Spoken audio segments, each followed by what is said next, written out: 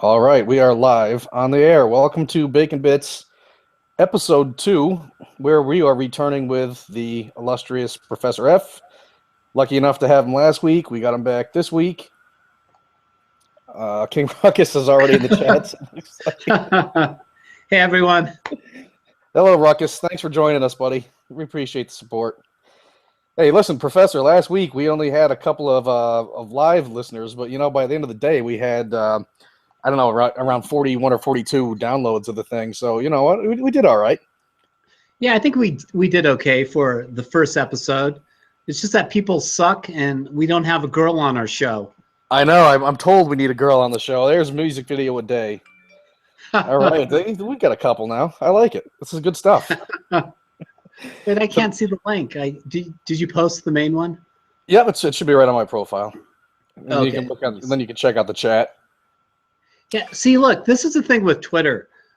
It's filtering a lot of tweets because I have you in a column on TweetDeck for the cool people that I really like to whose tweets I like to read, and it's not showing up. So I have to go to your profile. I am honored. To find the tweet. Here it is. Really, it's not showing up? That sucks. Yeah, I had to go to your timeline to find the tweet. That's unfortunate. I didn't know that, but hopefully Ruckus retweets it a couple of times, and I think Music Video Day there did a couple of times, so hopefully everyone saw it. Yeah. A couple of quick bits of housekeeping here before we get going. I wanted to let everyone know I should have done this last week. If you need to email me, if you have a comment or criticism that is longer than... I see that, Professor. Are you lip-syncing again? If you have a comment that's longer than what you can do on Twitter and you want to hit me up on email, it's baconbits6000@gmail.com. It's an email I set up just for the show. It's apparently there's 5,999 other Bacon Bits out there. Who knew that it would be so popular? Or of course you can get me on Twitter, use the hashtag BaconBits, or just hit me up right on my profile, and we'll watch it. So anyway, this week we're going to talk about Fallout 4 a little bit. Of course, we got some SJW news to get to. We always do. We have a big announcement for next week. I'm going to tease this a couple of times, so just be patient with me. But next week, a special Thanksgiving Eve edition of Bacon Bits, and that edition of Bacon Bits will feature K. Nels and the Professor and the Ralph Retort. And the Ralph Retort will be doing his own special version of Mean Tweets, where he is going to read some of the nastiest stuff people have tweeted at him over the last year or so. That should be, I don't know, Professor, that sounds pretty interesting, don't you think? Yeah, that sounds really good. On the other stream that I was on like half an hour ago, they talked about Nels and Nels eating dog. Is that true? Nels eating dog? I don't think so. She barely eats as it is. She's an ingrate. I'll tell you what. I spent a lot of time. I made her a nice chicken pasta dish today, and she gets home from work, and she eats a sandwich and runs up here to play Fallout. She ignored my pasta dish. Oh, that's messed up. And she said on Ralph's stream, she said that you were going to cook for Thanksgiving. And I do. Okay. I make a mean turkey. Yeah, she said you were a good cook, so can't wait to see how that turns out. Hey, come on down, Professor. You're welcome. It depends, because I'm probably going to be having some beers during next week's stream, so who knows? I didn't promise that it would be a sober host for Thanksgiving Eve. There might be cracking. Who knows what's going to happen? Yeah, I think that'll be a fun stream. So it will be. It will be. Should get more than our 2 listeners. Before when all right, smart ass, putting a turkey in an oven. There's a lot more to it than that, I'll have you know. Putting a turkey in an oven is not cooking, he says. Before we jump right into the other topics, the fun topics, I think one thing I want to do pretty regular on the show, and I tried to shy away from it a little last week, but I imagine the Professor won't want to say too much during this, but I think, I like to have a little thing called like a junior SJW watch. I just think it's prudent to see. I think it's prudent to see what's going on and in these little college enclaves. This what I really think used to be one of the world's premier systems of higher education is now just burnt to the ground. It's now basically rubble. They're just little SJW training camps. And I think it's important for anyone who is sort of waging this war against the PC police to take a look at what's coming up in these college campuses. These are the guys you're going to be arguing with in a couple of years. These are where the little Anitas are hidden, and it's really a segment that you could do almost every week. I think it's fairly absurd. I mean, you could come up with examples. I can pull them out of thin air, and that. The University of Minnesota this week, the student group there, the student council, they voted down a 9/11 tribute because they say that 9/11 tributes promote Islamophobia. There's one example. The University of California hosted a teach-in. This from National Review this morning to explain that a student who went on a stabbing spree before being killed by campus police did so because of his toxic masculinity and not because he was an Islamic extremist. Found in his possessions, his last name's Muhammad, was a manifesto, including descriptions of how he would like to behead classmates, reminders of his daily prayer regimen to Allah, an ISIS flag pin, and an ISIS flag photo. The flyer for the school's teach-in of the event made no mention of that. Instead, the headline was, "Why are men more likely to be perpetrators of violence?" So, Wow. the toxic masculinity, and the reason this is important to Gamergaters in particular, is because that's a phrase that we've seen thrown around a lot. Anita throws it around, Man Girl Macintosh throws it around, and here it's being taught in college campuses as if that is the reason for all the violence and all the things that go wrong in the world.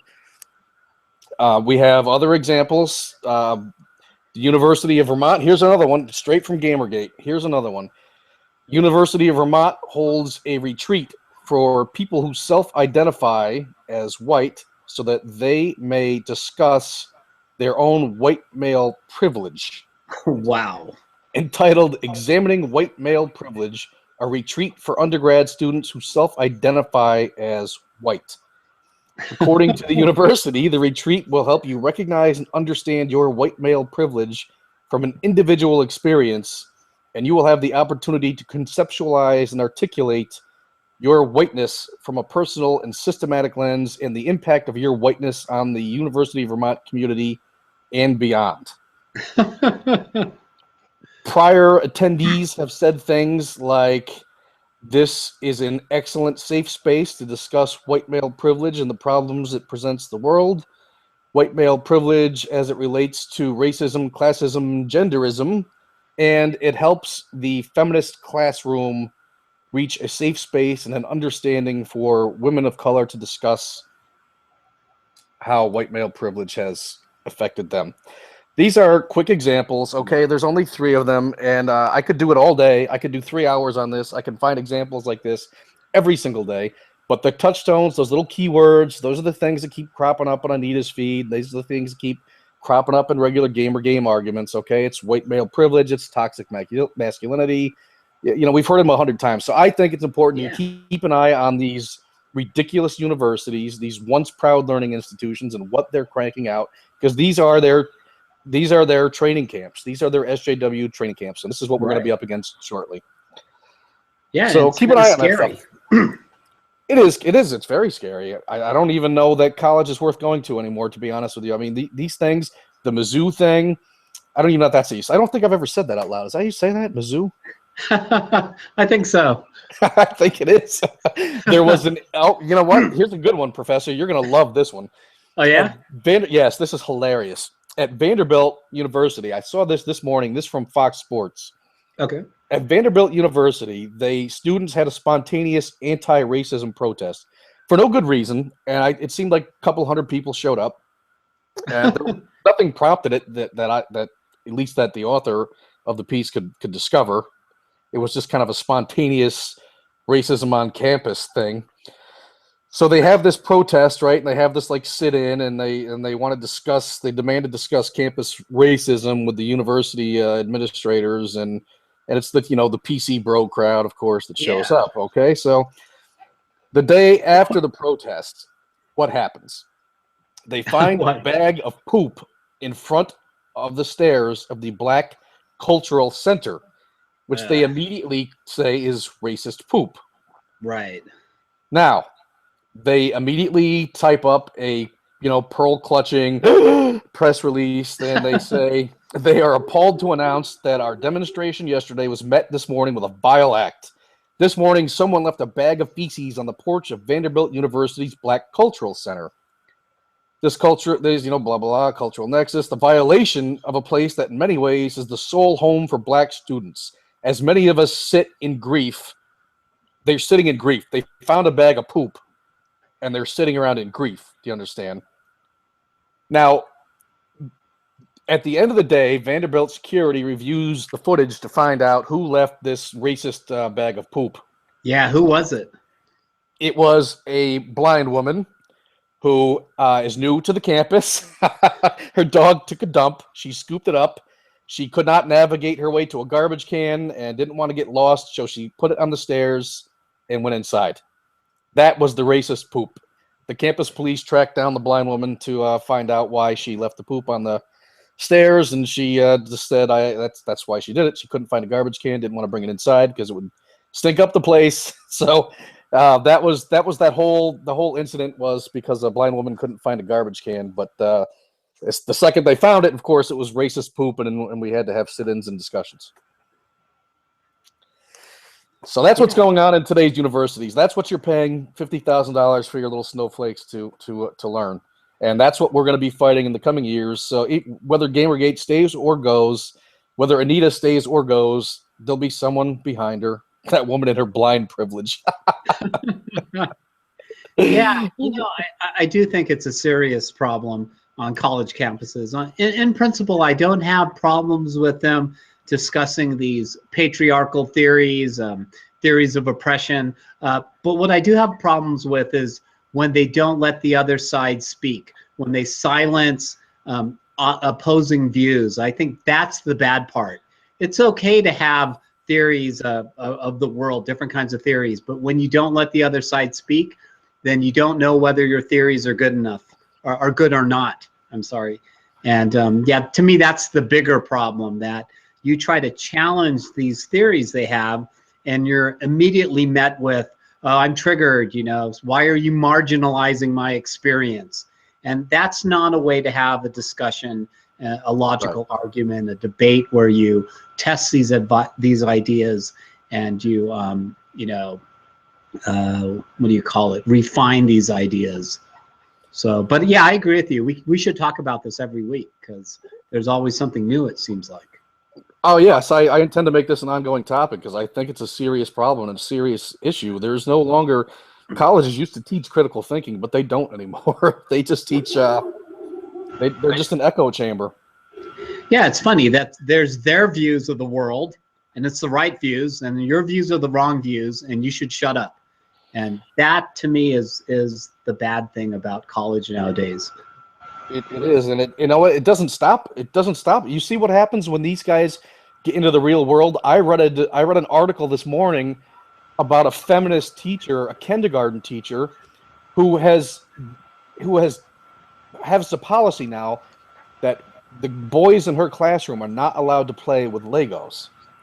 Only the girls are. The reason for this is because she noticed that girls, if left to their own devices, the boys gravitate to the Legos, the girls go and get watercolors and crayons and dolls, and that's what they play with. So to force girls to play with Legos and build things, which somehow is going to encourage them later in life to go into the STEM field or some bullshit like that, she has now made it so it's boys can't touch the Legos. So this kind of stupidity, it starts in college, but then it branches out to everywhere. This is where we get the Anitas from. This is where we get this PC culture insanity. It starts there and then it spreads out like a disease. Yeah, and again, okay, you have that theory that if girls play with boy toys, they'll let's say they'll go into the STEM field. Let's say that's their theory. But go ahead and test it. Run a control condition where they're not playing and see if they go into the STEM fields. They have their theory, they test it out, often in a shoddy way, and they say, this is the truth, this is what we're going to run with, and we don't want to hear what you have to say. Right, exactly. And here's the thing too. This woman who runs this experiment, which really is a social experiment that she's conducting with other people's kids. What is wrong with if what is isn't she really saying, girls, you're not allowed to pursue your own interests and your own passions? If you're not pursuing what I think you should be pursuing, then you're doing something wrong. If girls want to play with dolls and watercolors, how do we know she's not discouraging future artists of the? How do we know why is it her right to tell these girls how they should play and what passions and hobbies they should pursue? Why is it up to her? Yeah, I totally agree with you. You know, it's kind of an anti-choice, anti-individual freedom kind of movement. So, yeah, what can you do except have these streams and have writers, journalists talk about this, start a dialogue, so we can start examining these ideas in more detail.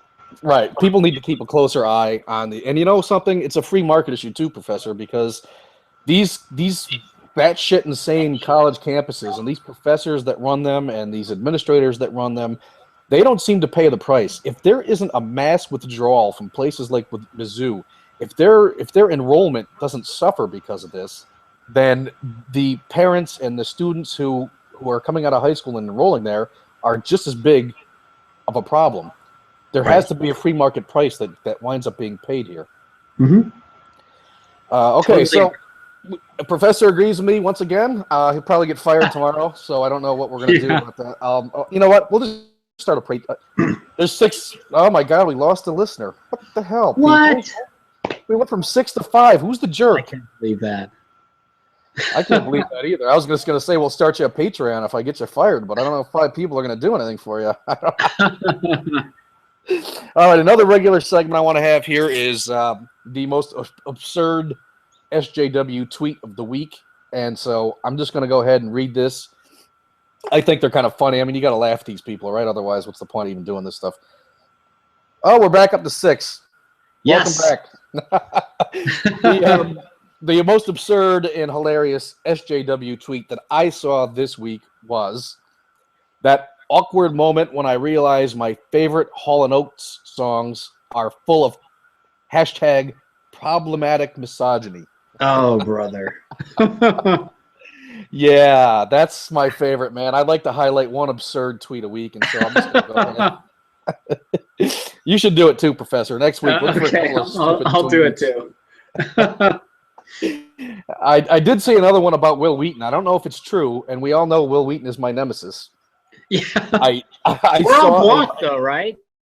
We're all blocked. I'm blocked. I've been blocked a while. I mean, I saw someone summed it up, and they said that Wheaton tweeted something about a spirit animal, and then someone went after him about, culturally appropriating spirit animals. Oh, brother. And Wheaton told him to get a thicker skin, and then there was like some SJW on SJW violence.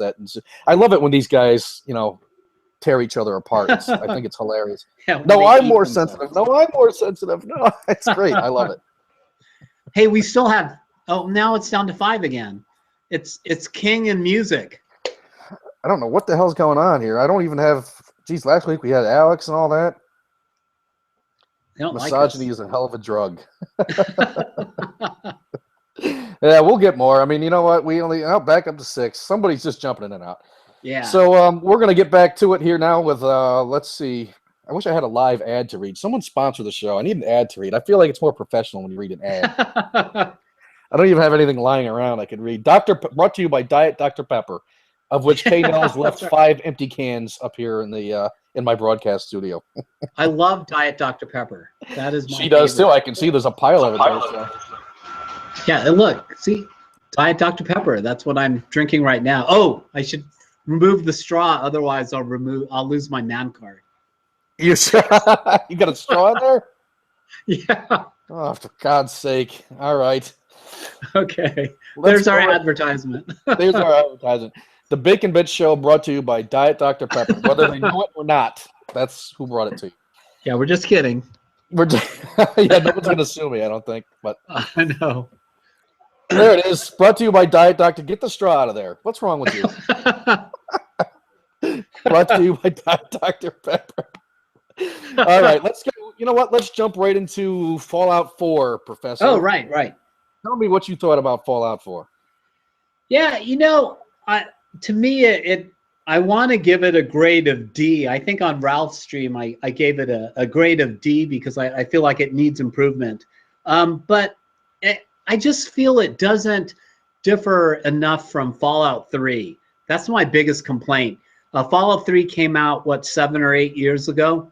And you figure the graphics would be much better than Fallout 3. But you look at their faces, you look at the guns, they don't look, it looks like the graphics aren't, the 3D models aren't up to date.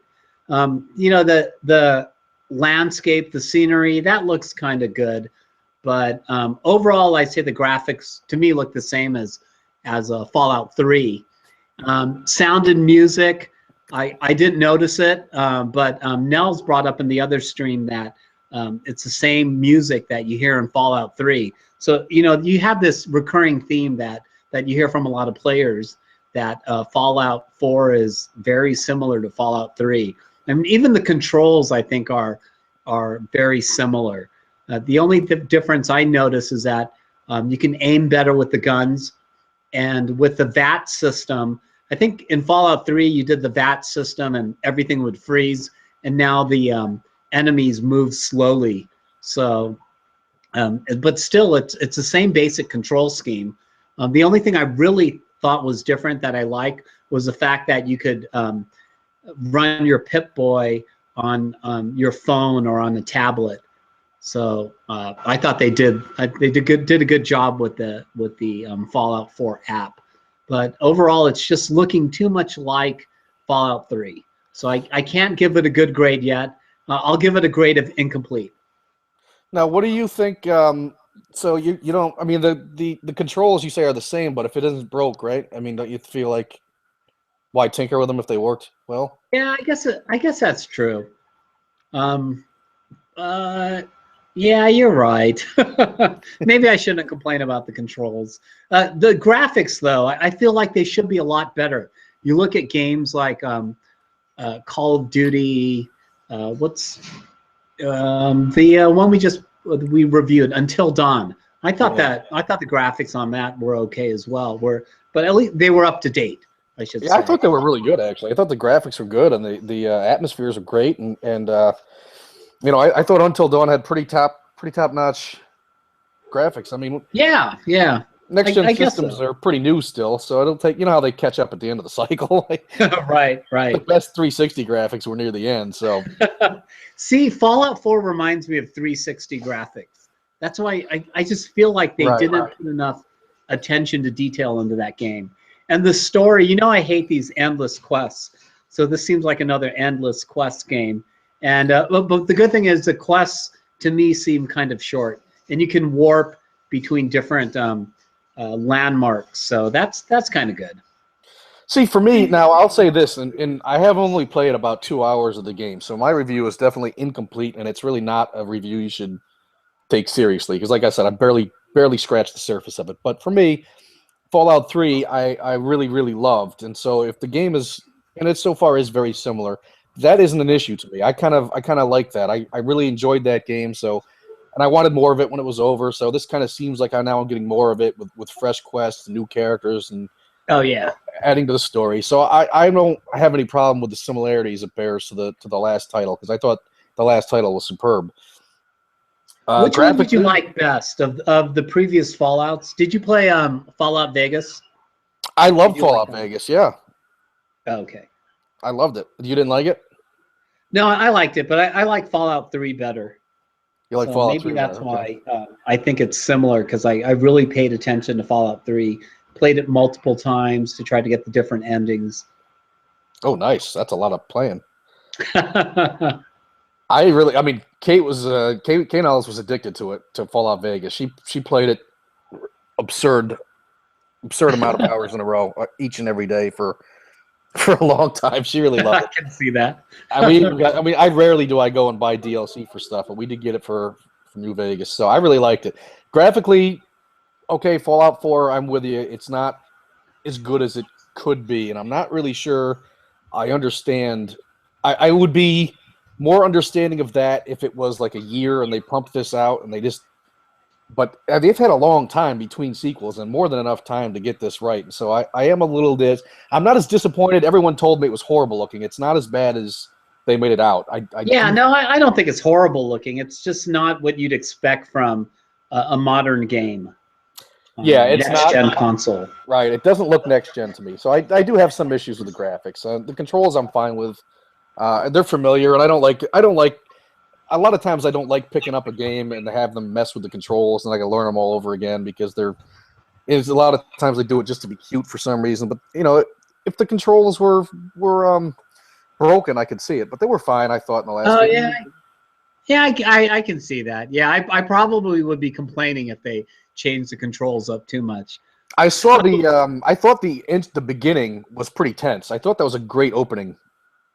Yeah, me too. I love the beginning. I love that opening cinematic and exploring the house in the beginning. I love that style of art. I think it's called Streamline Modern, and it's kind of what they thought in the 50s futuristic appliances would look like with kind of streamlined corners. But yeah, I really enjoyed the beginning, like you. But then you go outside and I don't know. It reminds me too much of Fallout 3. Well, I mean, I don't know how much variety you can get in a nuclear decimated wasteland. I guess they're all going to tend to blend together a little bit. But yeah, I can see what you're saying. Yeah. So I guess I'm going to say I'm not going to give it I'm not going to assign a number of bacon strips to it this week just because I haven't played far enough into it to do that. So I think I'll hold off on assigning some bacon strips to it. You're going to give it an incomplete. You want to play more before you give it a letter grade, or you want to? Yeah, I better play more. People really jumped on me on the last stream because I gave it a D, and it really is incomplete until I get further along in the story, or really I should finish it before I give it a grade. All right, that's breaking news here. You don't get that on the Ralph Retort. The professor regrades. So if you listen to the Ralph Retort Wednesday at 6. You should really tune in to BaconBits at 8, and Professor will regrade his stuff. Yeah, that's right. Look, we have 6 people watching now. I know. What about the stats that 15% of Fallout 4 players haven't left the vault yet? I don't know where did you get that stat? Are you serious? And what the hell? What are they doing in there? I know. There's not even any. I mean, I found a few things that I couldn't unlock, but for the life of me, I couldn't find any bobby pins in the vault, so I don't know what else you would be doing in there if you weren't trying to pick locks. And I mean, that's just strange to me. Yeah. Maybe 15% of the players are SJWs, and they consider the vault a safe space, and they're afraid to leave it. Maybe they're afraid to leave the vault. Yeah. Be careful when you start. Have you started? What's it called? Crafting things. Doing upgrades, building beds. That was kind of weird for me. The one at the Red Rocket, that first truck stop. Oh, okay. And I haven't really messed around with it. I wanted to hurry up and see what Concord looked like because I wanted to be able to talk a little bit about the game on the show. So I kind of rushed through it. K-Niles has been blocking me on the Xbox One, so I've had some trouble getting to the game this week. But I finally got to it last night and this morning. So yeah. All I got to was Concord, so that's why I'm holding off on assigning bacon strips. It's all. If you're upset that I didn't get a full review in today, you go ahead and tweet K-Niles and let her know to let me on the damn game. I know. She used to be cool. Now I don't know about her. I don't know. I think it's kind of mean. Yeah, but once you start crafting, you'll see. And this messed me up, and it has to do with the new controls.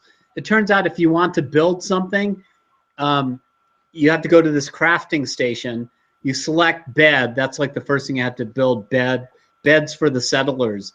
But you have to move away from the crafting station and place these beds and houses. And I didn't know that. I was selecting bed. It's like, what do you do? And I was just standing there and nothing happened. Place them in houses? Any house? Yeah, you have to go into houses and place the beds. Why would it's kind of weird. Oh, just so you have a place to sleep wherever you. Yes, wherever you are?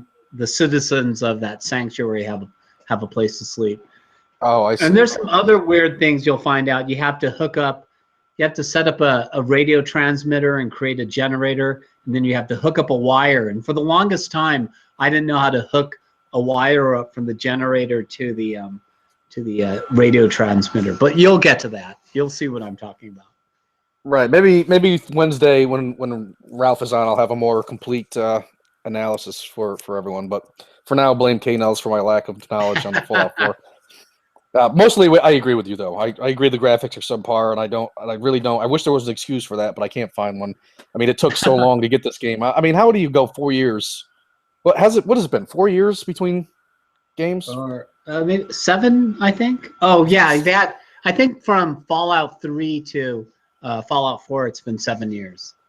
And Fallout Vegas was in between that, right? So yeah, so maybe it is just 4 years. So maybe 4 years. But how the hell do you have? I don't know why you. I don't know. If it takes you that long to crank out a sequel, you'd expect top-notch graphics, I would think. Yeah. But Oh yeah. maybe it's because the game is just massive. I haven't got into it yet, and they had to sacrifice somewhere. I don't really know. There might be a reason for it. I'd have to dig into it and do some reading maybe and see if there's a reason for it. But I agree with you. The graphics are not what I expected of them. I do want to talk a little bit, too, about a couple of... You have to bear with me for the first couple episodes here, guys, because there are games I've played in between shows, and it's been a long time since I've been around to talk about anything. So I'm probably going to talk about stuff that you've played already just a little bit because I thought they were so good I wanted to just discuss them. So I want to throw this out there. I just beat South Park: The Stick of Truth about a week ago, and I have to say... It's hilarious. I mean, it is just one of the funniest games I have ever played. And I mean, SJWs would probably melt. It is beyond politically incorrect. They offend everyone. Believe me, everyone in that game. What was the name of the game again? South Park: The Stick of Truth.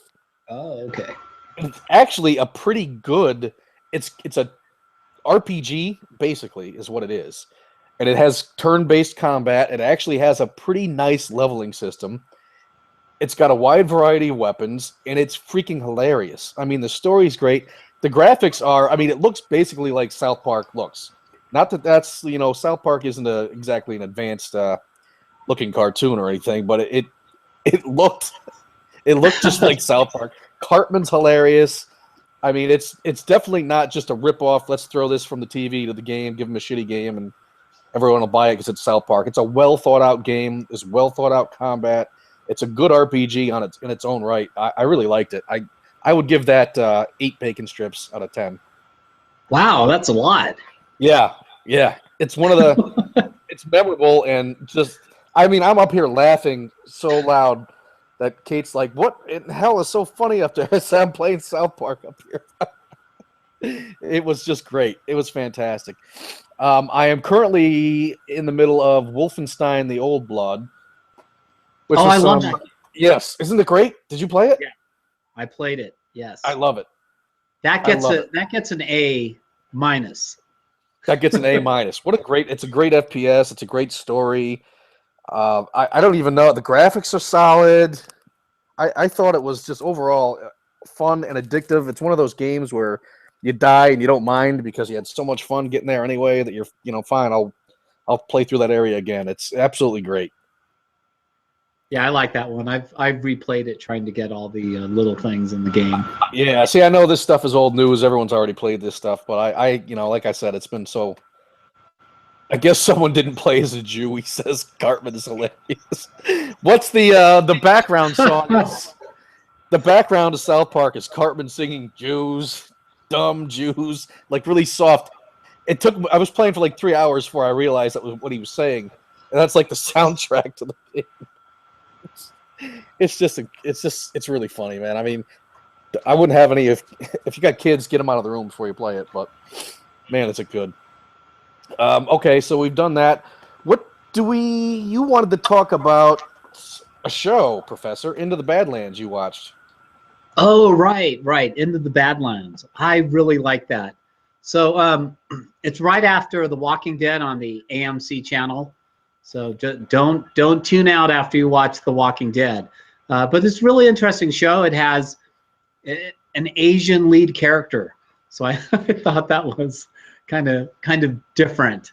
But it's a combination. I would say it's a combination of The Walking Dead, kung fu movies, steampunk, and a little bit of what's that show on HBO that everyone likes with Game of Thrones? Winter's Coming. Yeah, a little bit of Game of Thrones thrown in. You have these feudal lords. They call them barons. And they didn't say too much about the barons, but they're fighting. They're in competition somehow. But yeah, if you love kung fu, you will love Into the Badlands because there's a lot of good fight scenes. A lot of good. I definitely want to try that. Oh, what's that? I want to try that. Definitely want to try it. Yeah, so you should watch it. I forgot to tape it and I missed it. I will say this though, I personally, because I'm not discrimination, one of my favorite sitcoms on the show on TV right now is all Asian. It's Fresh Off the Boat. Oh, that one's funny. Yeah. With the guy. There's another one, Dr. Ken. I haven't seen Dr. Ken yet, but I do love that guy. He's from Community, which I loved. Yeah, I love both of those as well. What's that guy's name? I gotta remember it now. It's funny because I was thinking of him the other day. I think is it Randall Pack or Park? Let me see. He was in the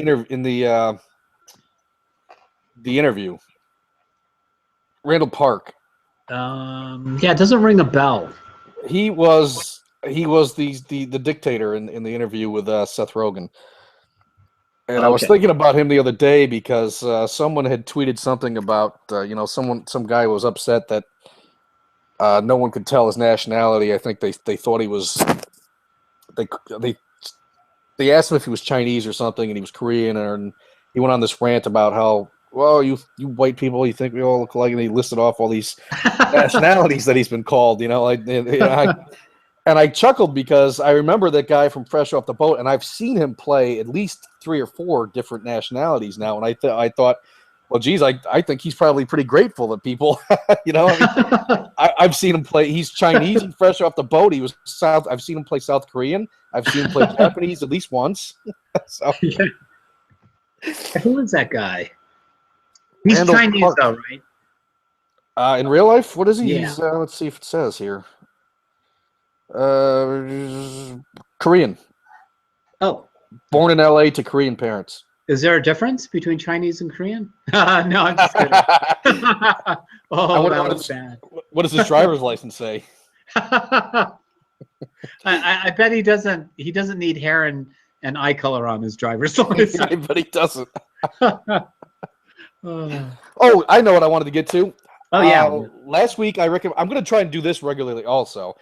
I like to find these little movies on Netflix. I call them hidden gems, and I want to clarify also what I mean by that. I don't mean by any stretch that these are like amazing, classic, gonna win Academy Award kind of movies. What I mean is you never heard of them. They're probably B-rate, but they're way more entertaining than they have a right to be.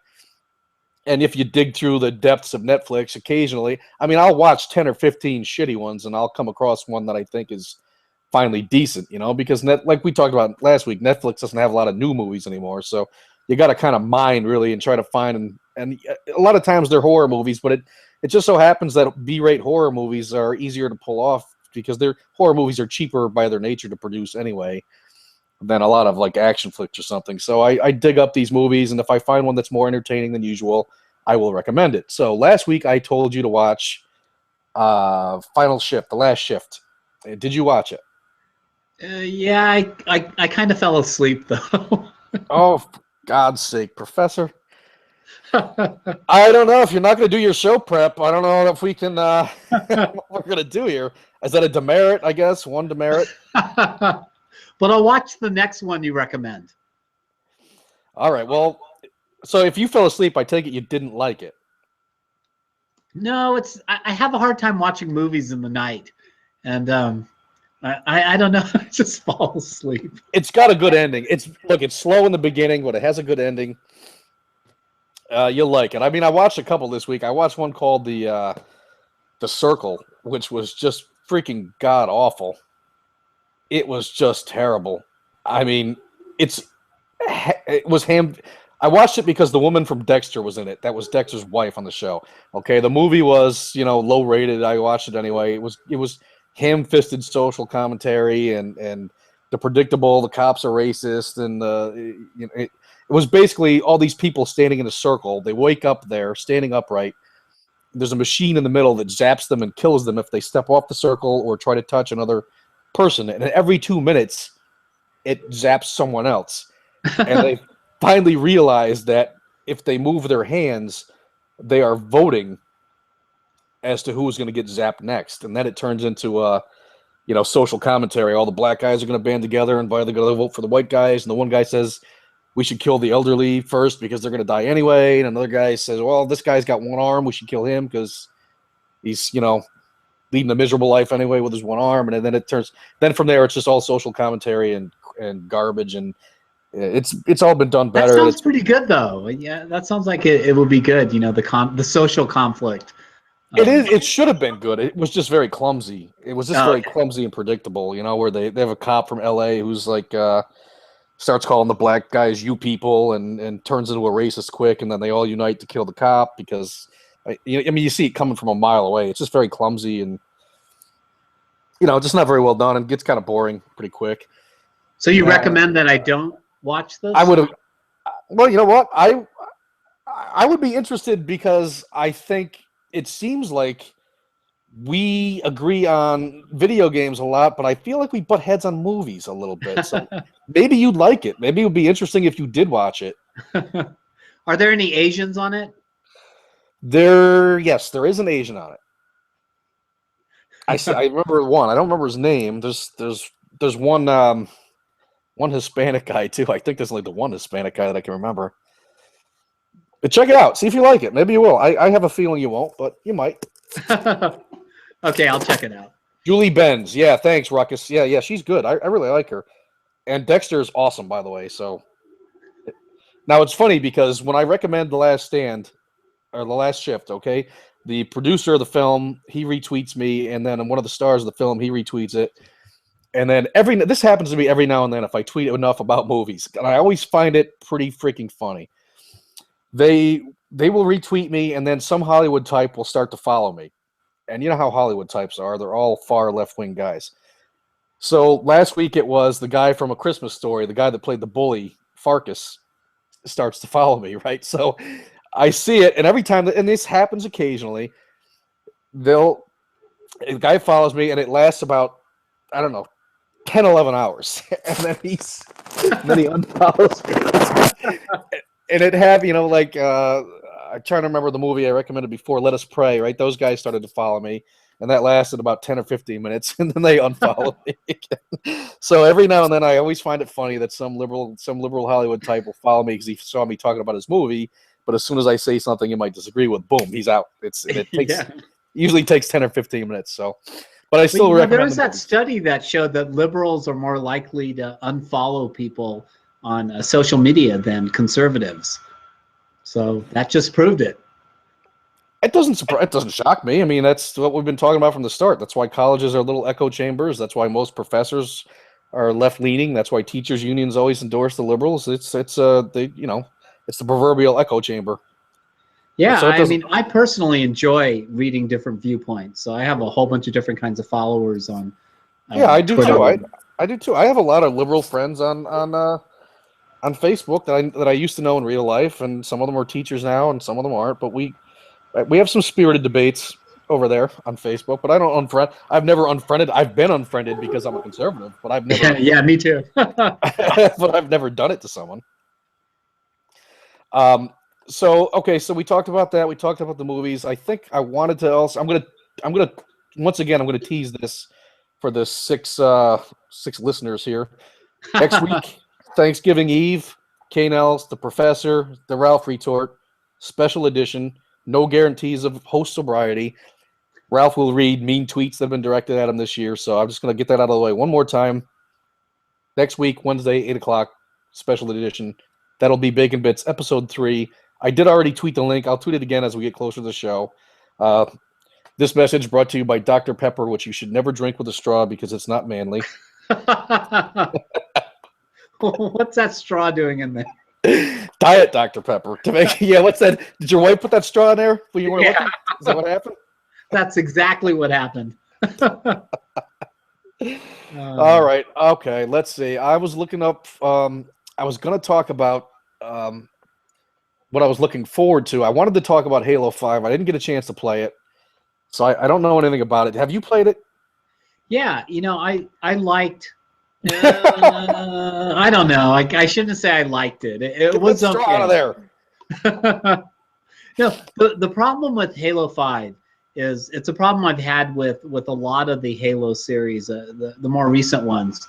Like number 1 and number 2, the best, and then they started focusing on multiplayer, and so they got rid of the story mode. They discovered that most players, I guess, were replaying Halo because of the multiplayer mode, and so they started focusing more on that and building, I guess, cool levels. And the story suffered, so the stories became shorter and shorter and shorter. So I thought that this story mode for Halo 5, it was okay, but it was way too short.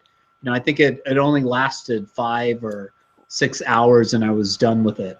I'm So glad you said that because that's the topic. Remember before the show when we were in the green, I guess we'll just call it the green room because that's what Daddy Warpig calls it, and it seems appropriate. It was just you and I in the green room, and I said there was a topic I couldn't remember, and I think it was a music video a day that wanted to talk about it.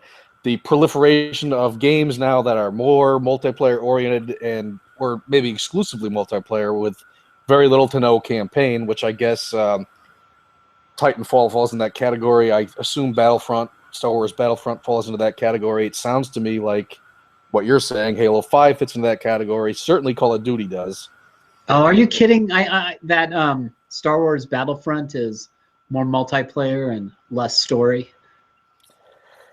I haven't played it, but from the reviews I've read and from the people I've talked to, yes, it's basically a multiplayer-oriented game and not much on the story parts of it. I don't know if that's true. I haven't touched it, so don't. Well, I was going to say don't direct hate my way, but with the okay. 6 listeners, I don't think I have to worry about it. Evolve, yes, Evolve's another one. Evolve was. Oh yeah, Evolve was a terrible game. The gameplay was terrible. The gameplay mechanics were terrible. The controls were terrible. I mean that's I would give Evolve 2 bacon strips out of 10. I didn't like it. I just didn't like it. Oh, there's no campaign in Battlefront. Okay. Oh, forget that then.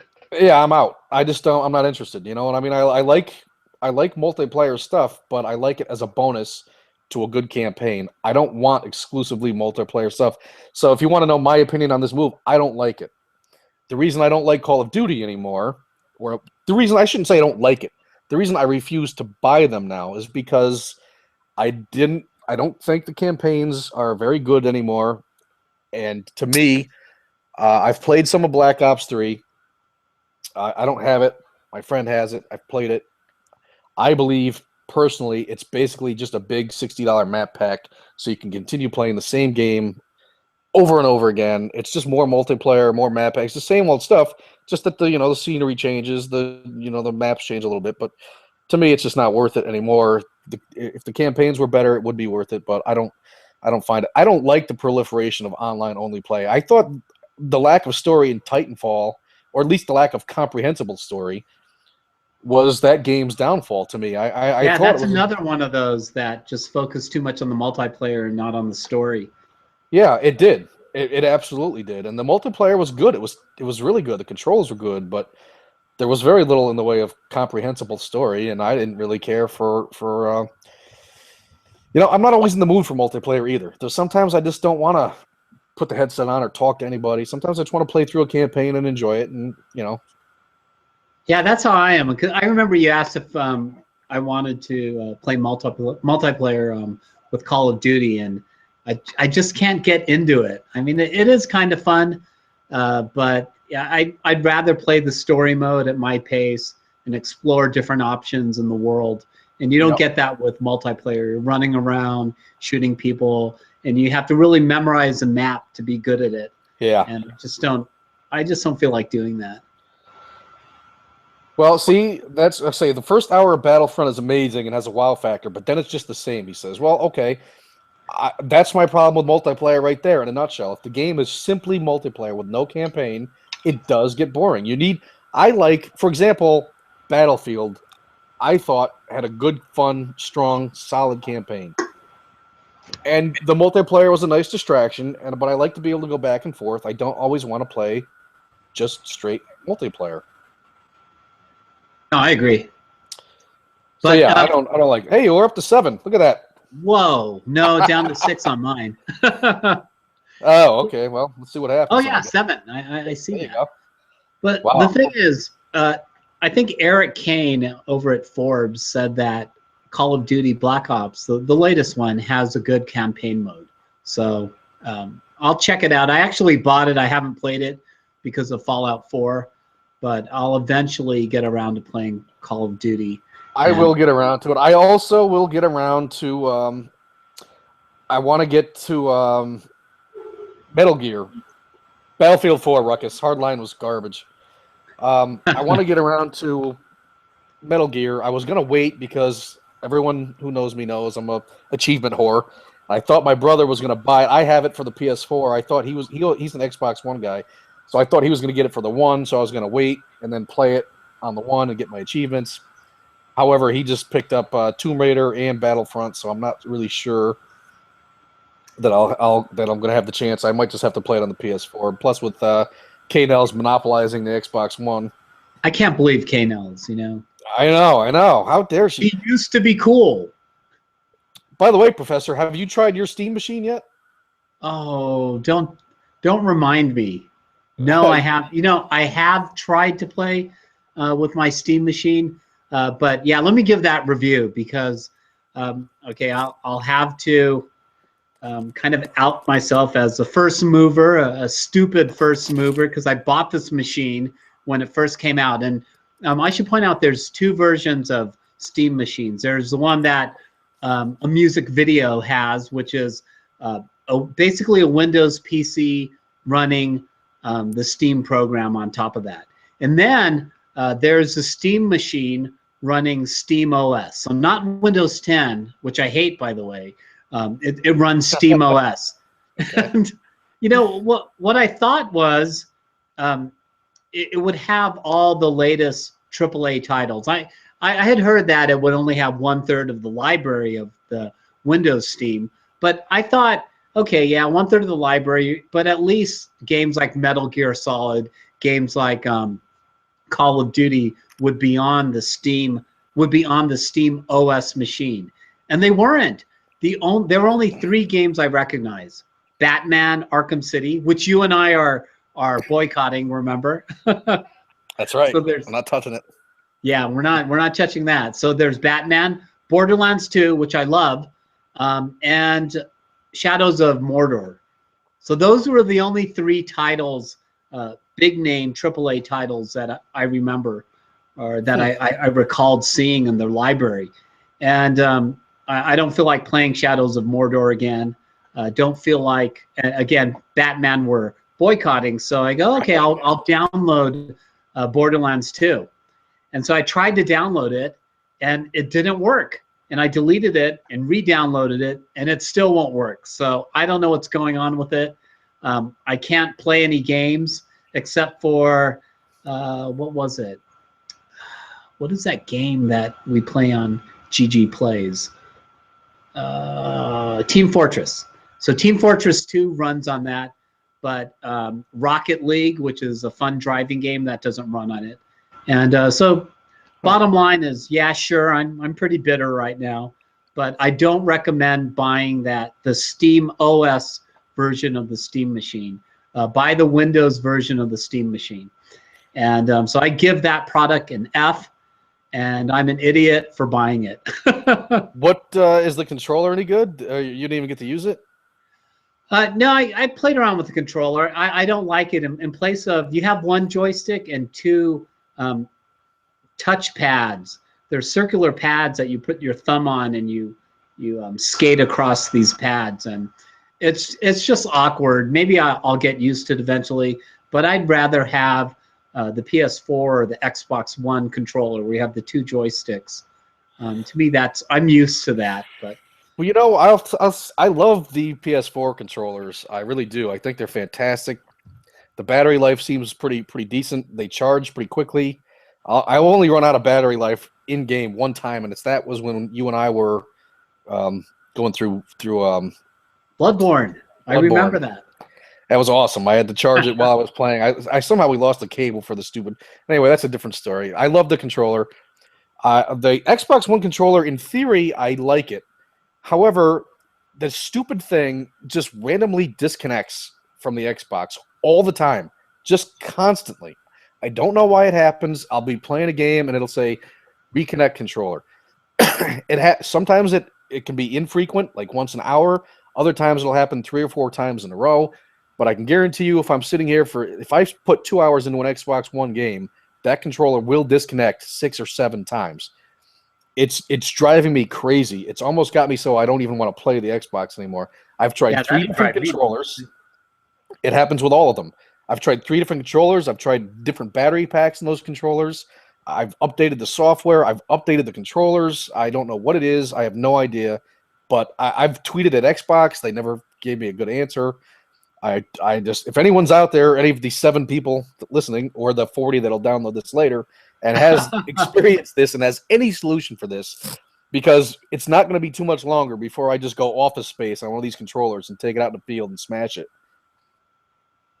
Are you sure it's not Nels somehow sabotaging your controllers so you'll get off the machine? It wouldn't shock me. It wouldn't be above her, but no, she I don't think she's done that. I went and borrowed my brother's. Actually, he lives very close to me, just down the road. I got so freaking mad and fed up. I was trying to play online. I think it was back when I was playing Hardline. I went over there and I grabbed his controller, which he uses all the time, and says it works fine. I brought it over here and boom, it just starts disconnecting. I have no idea. Something might be interfering with it up here. I mean, our Xbox One is upstairs. Our PS4 is downstairs. It doesn't happen to the PS4, but it happens to the One almost constantly.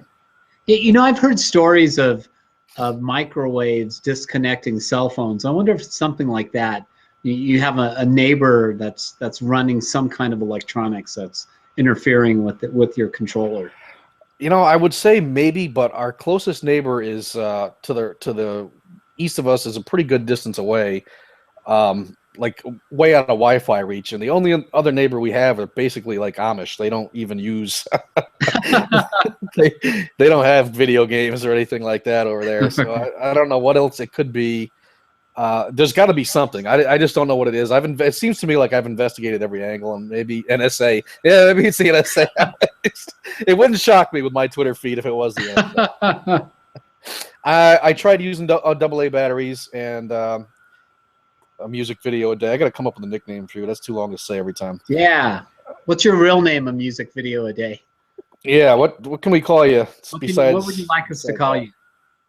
Come up with a nickname that we can use. Yes, I updated the firmware, and I did try AA batteries, and I did go back to the Xbox battery pack, and it didn't matter.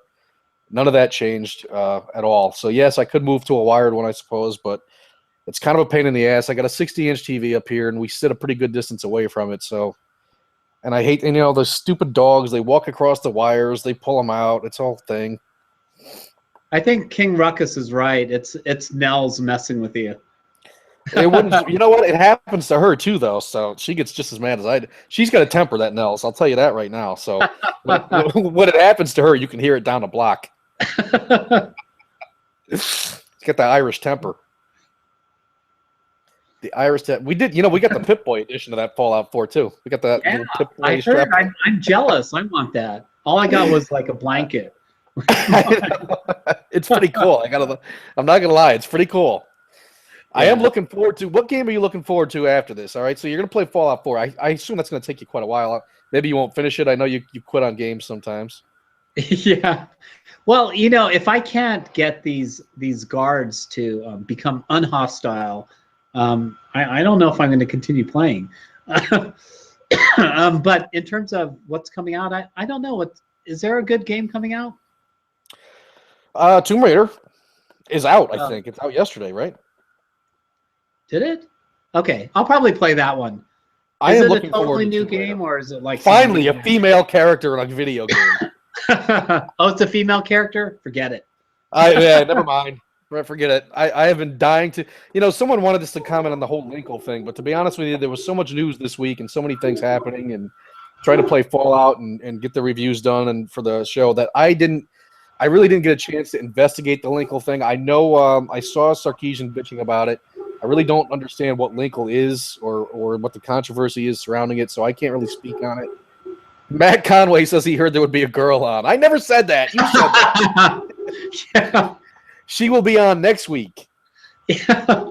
Kate Wait, so if anyone knows a girl we can put on this stream. Kate Els will be on Thanksgiving Eve Wednesday with the Ralph Retort when he's doing his version of Mean Tweets. That's when there'll be a girl on. But we kind of want a girl on that doesn't eat dogs. We do want a girl. What do you do? I think he jumped out. Now we're down to 8. We had 9 for a second. We almost hit double digits, Ruckus. Ruckus, I was so close to double digits there for a second. I know. It says 9. We just need one more. I know. Wait, I have to back up to 9. I need one more to get double digits. This is pathetic. I'm shilling to get to 10. Hey, but watch. Once you get a girl, we'll have double. I'll have a girl Wednesday, Matt. I promise you there will be a girl here Wednesday. See, that'll be big. Ralph will think it's him, but it's really Nels. You know what, Matt? You came late to the show, and the closest thing we had to a girl was this guy drinking a soda with a straw. That guy should lose his man card. That guy should lose his man card. He was trying to shill Dr. Pepper and using a straw. That's as close as we came. Should rename the show from Bacon Bits to Sausage Fest. Look at Matt. He types leaves. That wasn't very nice. That's mean. It's just a shot for no good reason.